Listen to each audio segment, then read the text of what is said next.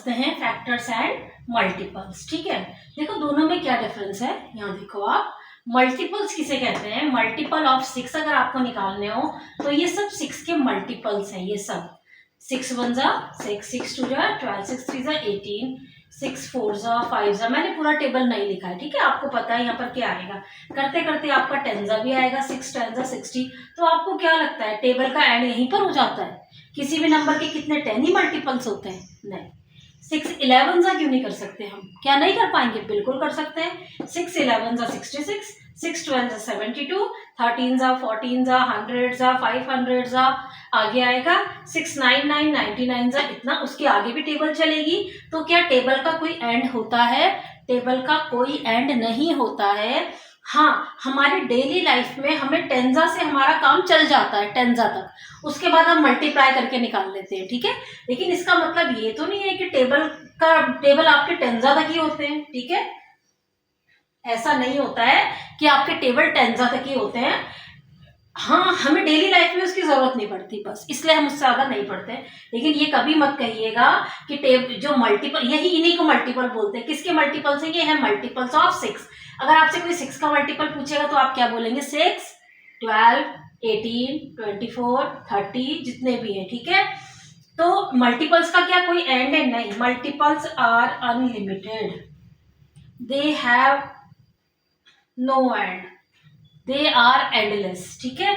सो ये आपके मल्टीपल्स हो गए, ठीक है। अगर कोई आपसे पूछता है फर्स्ट मल्टीपल ऑफ 6, तो आप क्या लिखेंगे? 6 1 जा करेंगे, 6 होता है। आपसे कोई 10th मल्टीपल पूछता है 6 का, तो आप 6 10 जा करेंगे, 60 आ गया। आपसे कोई पूछता है, क्वेश्चन है, अगर ये क्वेश्चन आता है, क्वेश्चन फाइंड 290th मल्टीपल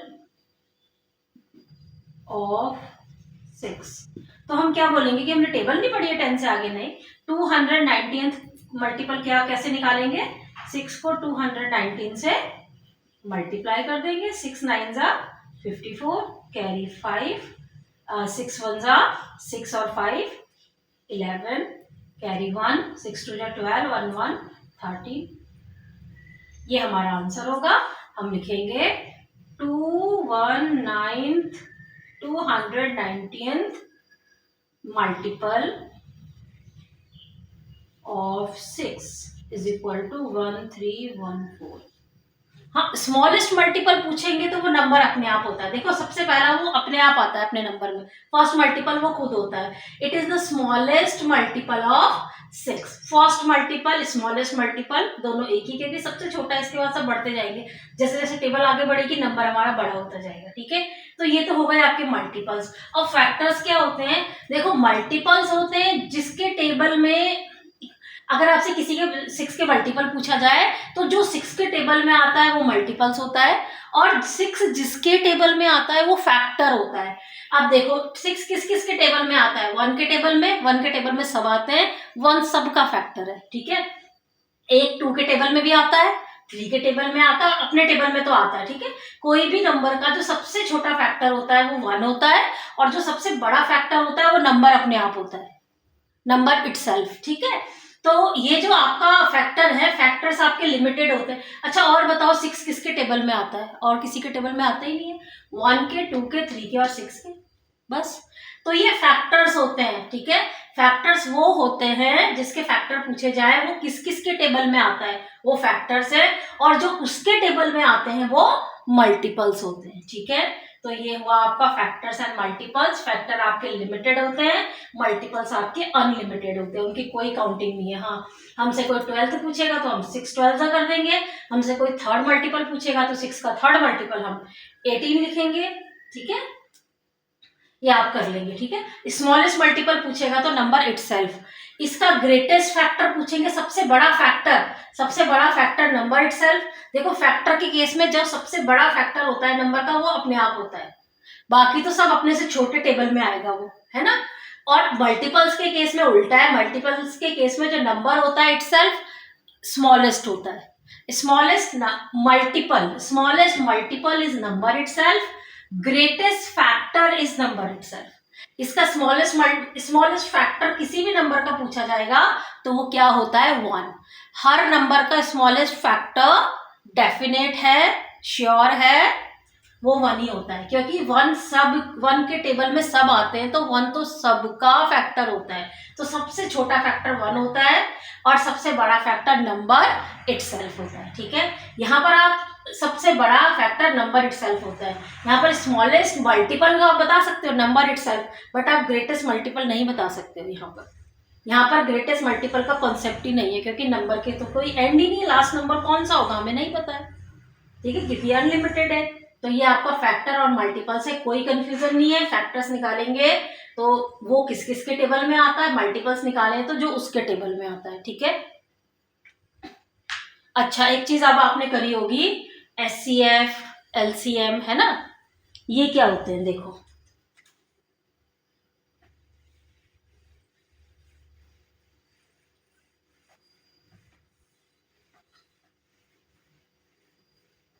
अब करते हैं, देखो एलसीएम आपने वैसे मेथड से तो निकाला होगा, फॉर्मूले के मेथड से, है ना। आप देखते हैं इजी वे में, इजी वे क्या है एलसीएम निकालने का। पहले एलसीएम का मतलब समझते हैं। LCM, M means multiple, C means common, L means least. ठीक है, कहीं कहीं पर लोवेस्ट भी मिल जाएगा। लीस्ट का मतलब स्मॉलेस्ट। अब स्मॉलेस्ट कॉमन मल्टीपल, कॉमन का मतलब क्या होता है, जो 2 में या 3 में या 4 में सेम हो। तो इसका मतलब अगर हमें कोई कॉमन चीज बतानी हो तो हमें 2 चीजें तो चाहिए ना, तभी तो हम उनके बीच में कॉमन बता पाएंगे। तो अगर कॉमन निकालना है तो हमें नंबर भी कम से कम 2 तो मिलेंगे, एक में हम कैसे कॉमन बताएंगे, है ना। अब मेरे पास क्वेश्चन आता है, फाइंड एलसीएम ऑफ 3 and 4। ठीक है, देखो एलसीएम का मतलब क्या है, ये फुल फॉर्म है multiple, least, multiple, common, least. ठीक है, अब पहले हम लिखेंगे 3 के मल्टीपल्स। 3 का टेबल याद करेंगे, 3 1 3, 3 2 6। देखो इसका शॉर्टकट लिखा है, फुल फॉर्म यहाँ पे आएगी मल्टीपल्स ऑफ 3। तो 3 के मल्टीपल्स कौन है, 3 1 3, 3 2 6, 3 3 9, 3 4 12, 3 5 15, 3 6 18, 3 7 21। अब ये जरूरी नहीं आप कितने लिखने हैं, आपको क्वेश्चन करते करते आपको अपने आप आइडिया हो जाएगा। 24 27, और क्योंकि मल्टीपल्स का तो कोई एंड ही नहीं है। ठीक है, तो हम सारे तो नहीं लिख सकते, तो हमने कुछ लिख के आप 2 4 भी लिख सकते हैं। अभी आपको खुद आइडिया हो जाएगा कितने लिखने हैं। इसकी फुल फॉर्म है मल्टीपल्स ऑफ 4। ठीक है, 4 का टेबल याद करेंगे, 4 1 4, 4 2 8, 4 3 12, 4 4 16, 4 5 20, 4 6 24, 4 7 28, ऐसे बहुत सारे होंगे। ठीक है, अब देखो एम का मतलब है मल्टीपल्स, मल्टीपल्स लिख लिए। सी का मतलब है कॉमन, कॉमन किसे कहते हैं, जो दोनों में सेम हो। ठीक है, तो इनमें कॉमन ढूंढने की कोशिश करते हैं। देखो एक ये मिला, 12 कॉमन मिल गया, 15 18 21, देखो 24 एक ये कॉमन है। आगे भी आप लिखते जाएंगे, आपको कॉमन मिलते जाएंगे। आपको पता है कॉमन मल्टीपल का भी कोई एंड नहीं है, क्योंकि टेबल का कोई एंड नहीं है। आप टेबल लिखते जाएंगे, आपको कॉमन मिलते जाएंगे। और देखो अगला कॉमन क्या होगा, उसकी भी एक ट्रिक है। जो फर्स्ट कॉमन होता है ना, फर्स्ट नंबर, उसी का टेबल चलता है फिर सारे कॉमन में।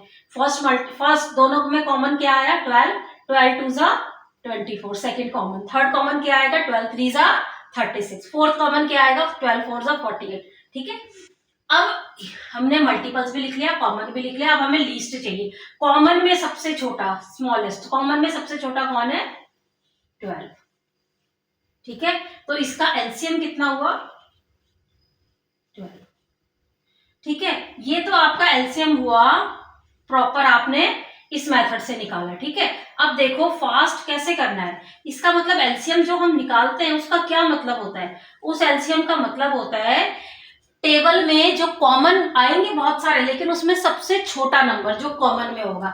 जैसे कि अगर एक क्वेश्चन आ जाए आपके पास, फाइंड एलसीएम ऑफ 5 and 7 का ले लेते हैं। ठीक है, क्या करेंगे देखो, यानी कि हम पहले 7 का टेबल पढ़ते हैं, शॉर्टकट मेथड। ठीक है, 7 1 7, क्या 7 5 के टेबल में आता है, नहीं आता है, छोड़ दिया। 7 1 जा 7, 5 के टेबल में नहीं आता। 7 2 जा 14, ये भी 14 भी 5 के टेबल में नहीं आता। 7 3 जा 21। किसी का भी आप टेबल पढ़ सकते हैं, हम बड़े का टेबल पढ़ लेते हैं, ज्यादा इजी होता है, ठीक है। 7 3 जा 21, ये भी नहीं आता। 7 4 जा 28, ये 5 के टेबल में आता है, ये भी नहीं आता। 7 5 जा 35, ये 5 के टेबल में आता है, हाँ। यानी कि ये फर्स्ट नंबर है जो दोनों के टेबल में आता है, उसी को तो हम एलसीएम कहते हैं। तो अब आप बताओ अगला नंबर कौन सा होगा जो कॉमन होगा। क्या बताया था मैंने, जो सबसे पहले आता है, जो सबसे छोटा होता है उसी का मल्टीपल चलेगा, उसका टेबल चलेगा। 35 का जो टेबल होगा ना, 35 पूजा 70, अगला कॉमन नंबर 70 होगा यहाँ पर अब, ठीक है। उसमें अभी हम नहीं जाएंगे। तो कितना होगा हमारा आंसर, शॉर्टकट आंसर 35। ये दोनों का एलसीएम होगा। देखो आपने माइंड में थिंक करना है, क्या सोचना है आपने, 7 का टेबल, फिर इधर सोचते जाना है 5 में आएगा नहीं आएगा नहीं आएगा आएगा, ठीक है। एक क्वेश्चन और कर लेते हैं। ये है आपका shortcut trick to find an LCM, ठीक है क्वेश्चन। हाँ देखो क्या है, ये ट्रिक जो है आपकी, कि आपने डायरेक्टली आंसर नहीं लिखना है, क्योंकि अगर आपका क्वेश्चन आया है फाइंड एलसीएम तो आपको पूरे प्रोसीजर के मार्क्स मिलते हैं। इससे आपको फायदा ये होता है कि आपको माइंड में पता तो होता है कि मेरा आंसर क्या होगा, है ना। बाकी प्रोसीजर आप प्रॉपरली करेंगे, जो भी आपकी मैम ने सिखाया है या सर ने सिखाया है। अब एक आपका क्वेश्चन आता है, फाइंड एलसीएम ऑफ 2 3 4 एंड, चलो बहुत ज्यादा हौच-पौच हो जाएगा, है ना। पहले इतने में करके देखते हैं, वरना माइंड फिर बहुत ज्यादा डिस्टर्ब हो जाएगा, ठीक है। तो देखो जब एलसीएम आएगा, इसको शॉर्टकट में कैसे करना है, कोशिश करो आप। सबसे बड़ा नंबर देखते हैं 4, ठीक है। 4 का टेबल पढ़ेंगे। 4 1 जा 4। क्या 4 2 के टेबल में आता है, हाँ आता है। 3 में आता है, नहीं आता तो डिस्कार्ड। तीनों के टेबल में आना चाहिए फर्स्ट नंबर, वही एलसीएम है। 4 2 जा 8, नहीं आता। 4 3 जा 12 इसमें भी आता है, इसमें भी आता है, तो एलसीएम कितना हो गया 12, ठीक है। तो ओरली एलसीएम निकालना बहुत इजी होता है, ठीक है। तो हमें फिर एलसीएम ही क्यों निकाला जाता है, आपने कभी सोचा? लीस्ट कॉमन मल्टीपल ही क्यों निकाला जाता है, हाईएस्ट कॉमन मल्टीपल क्यों नहीं निकाला जाता? व्हाई, क्यों नहीं? हमें क्यों नहीं बोला जाता कि हाईएस्ट कॉमन मल्टीपल निकालिए? क्योंकि आपको पता है हाईएस्ट कॉमन मल्टीपल कभी मिलेगा ही नहीं। हाईएस्ट मल्टीपल ही नहीं मिलेगा तो फिर, because number has no end, multiples has no end, तो क्या होगा आपका? आपको जब हाईएस्ट मल्टीपल ही नहीं मिलेगा तो आपको हाईएस्ट मल्टीपल निकालने के लिए कैसे बोला जाएगा? इसीलिए हमें हाईएस्ट कॉमन मल्टीपल नहीं दिया जाता, लीस्ट ही दिया जाता है फाइंड आउट करने के लिए, ठीक है। और आपको एक आपने फैक्टर पढ़ा है, ठीक है, ये तो वो आपका एलसीएम की बात।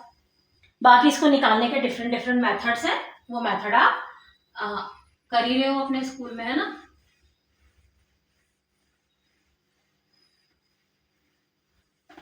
एक करते हैं आप HCF, हाईएस्ट कॉमन फैक्टर। वही पहले फैक्टर निकालेंगे, फिर उसमें पहले फैक्टर, फर्स्ट नंबर पे फैक्टर, सेकंड नंबर पे कॉमन, थर्ड नंबर पे हाईएस्ट। क्वेश्चन है आपका, फाइंड HCF ऑफ 4 10 एंड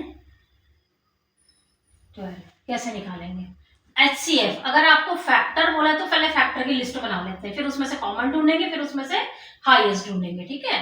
तो 4 के फैक्टर्स क्या, यहाँ पर अब ये मल्टीपल्स नहीं है, फैक्टर्स है। तो फैक्टर्स कैसे, किस किस के टेबल में आता है? ये 1 के टेबल में तो आता ही है, 1 1 1 जा 1, सिस्टमेटिक चलेंगे। 1 का टेबल, फिर से 2 का टेबल, यस। 3 का टेबल में नहीं आता, 4 के टेबल में, ठीक है। अब आपका 10 किस किस के टेबल में आता है? 1 2 3 में नहीं आता, 4 में नहीं आता, 5 6 में नहीं आता, 7 में नहीं, 8 में नहीं, 9 में नहीं, 10 में नहीं, ठीक है।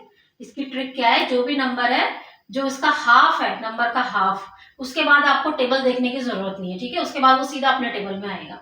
जैसे 10 का हाफ 5 के टेबल में आ रहा है, ये 5 10 का हाफ होता है, तो आप उसके बाद आप सीधा, अगर हाफ तक आप पहुंच गए, उसके बाद सीधा नंबर पे पहुंच जाइए। 10 ये हो गया, अब से थर्ड है आपका 12, इसके मल्टीपल 1 2 3 4 6 12, इसके बहुत सारे मल्टीपल्स है ना। तो अब क्या, सॉरी इसके बहुत सारे फैक्टर्स, ये फैक्टर्स मल्टीपल्स नहीं है, इनके टेबल में ये नंबर आते हैं। अच्छा अब हमने फैक्टर तो निकाल लिया, सेकंड स्टेप है हमारा कॉमन। अब कॉमन ढूंढते हैं। कॉमन, कॉमन एक ही, तीनों में कॉमन, किसी में भी छूटना नहीं चाहिए, ठीक है। अब ठीक है कॉमन हो गया, और कॉमन नहीं, ये इन दोनों में तो कॉमन है लेकिन 10 में नहीं है फिर, ठीक है। तो फिर ऐसा नंबर हमें नहीं लेना है जो किसी भी एक में मिसिंग हो, तीनों में कॉमन होना चाहिए। अब आपने क्या करना है, अब हाईएस्ट आ जाओ, सबसे बड़ा 2, तो इनका एचसीएफ कितना होगा 2। अच्छा आपने कभी सोचा एचसीएफ ही क्यों निकालने के लिए दिया जाता है, एलसीएफ निकालने के लिए क्यों नहीं दिया जाता, लोएस्ट कॉमन फैक्टर। अगर आपको एलसीएफ निकालने के लिए दिया जाए तो क्या होगा, lowest common factor, answer fix हो जाएगा 1, क्योंकि कॉमन में सबसे छोटा 1 ही होता है, 1 सबका फैक्टर होता है, क्योंकि 1 के टेबल में सब आते हैं, इसीलिए हमें एलसीएफ नहीं दिया जाता, क्योंकि उसका आंसर फिक्स है, कुछ कैलकुलेशन भी करने की जरूरत नहीं है। अगर एलसीएफ दिया जाता तो हम बिना सोचे समझे 1 लिख देते, फिर बिना कैलकुलेशन किए, है ना, इसीलिए हमसे एचसीएफ निकलवाया जाता है। तो ये छोटी छोटी चीजें हैं, जैसे एलसीएम में निकालना है तो आप डायरेक्ट मेंटली टेबल सोच के निकाल सकते हैं। एचसीएफ में भी आप ये चीजें भी जरूर सोचा कीजिए, हमें एचसीएफ क्यों देते हैं, एलसीएम क्यों नहीं, एलसीएफ क्यों नहीं देते, या एलसीएम क्यों निकलवाया जाता है, एचसीएम क्यों नहीं निकलवाया जाता हमसे, ठीक है। तो ऐसे ऐसे कॉन्सेप्ट अगर आपके माइंड में आते रहे तो it means you have a very good